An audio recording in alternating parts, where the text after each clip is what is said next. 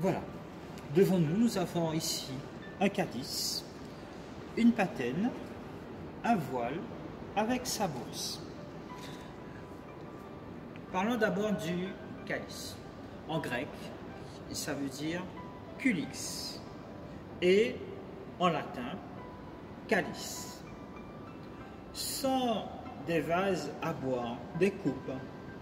Le calice est le vase sacré qui, lors du sacrifice de la messe, reçoit le vin destiné à devenir le sang du Christ, comme la patène à laquelle il est assorti. Il est de matière précieuse ou noble. Il doit n'être affecté qu'à un usage liturgique. Calice et patène deviennent des vases sacrés par la bénédiction qui leur est donnée par le prêtre. Autant que possible au cours d'une messe, ils sont consacrés par le corps et le sang du Christ. Ainsi donc, le calice ne peut être qu'avec un métal noble, c'est-à-dire un métal qui n'absorbe pas l'eau. Par exemple, les poteries. Si vous mettez de l'eau dans un vase fait de terre, la terre, à un moment, va absorber l'eau. C'est pourquoi nous ne pouvons pas normalement utiliser de calice en terre cuite pour éviter que le sang du Christ ne soit absorbé dans cette poterie. Et comme c'est la chose la plus précieuse que nous ayons, nous ne pouvons pas perdre quelque chose de précieux. On peut utiliser un calice en terre cuite, mais il faut qu'à l'intérieur, il y ait un métal qui puisse ne pas absorber le précieux sang de notre Seigneur Jésus-Christ. Juste à côté, il y a donc la patène. La patène qui veut dire en latin patena ou patina, qui veut dire plat creux.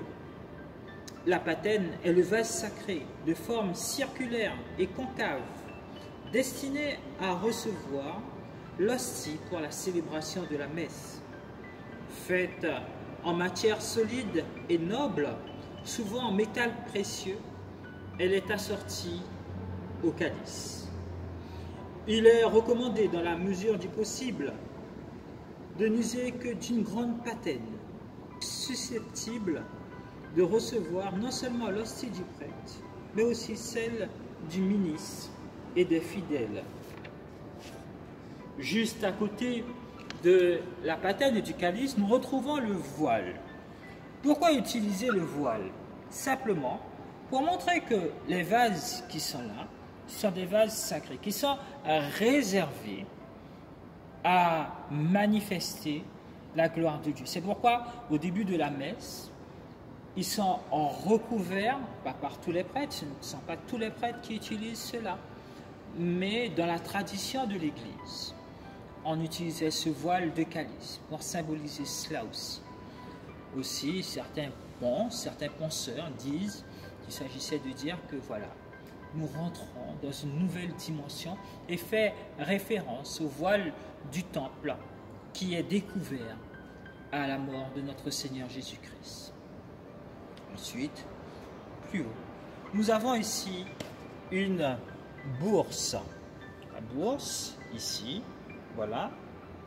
Et à l'intérieur, nous y incorporons d'ailleurs le corporal, qui est un tissu qui va recevoir tous les fragments du corps du Christ.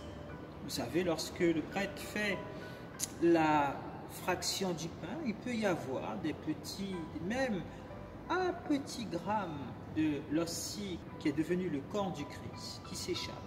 Eh bien, le corporal, ce vêtement liturgique, est fait pour recevoir cela. Et le prêtre doit faire attention, quand il purifie, de retrouver toutes les parcelles du corps du Christ qui se trouvent sur le corporal et la mettre dans le calice et la consommer.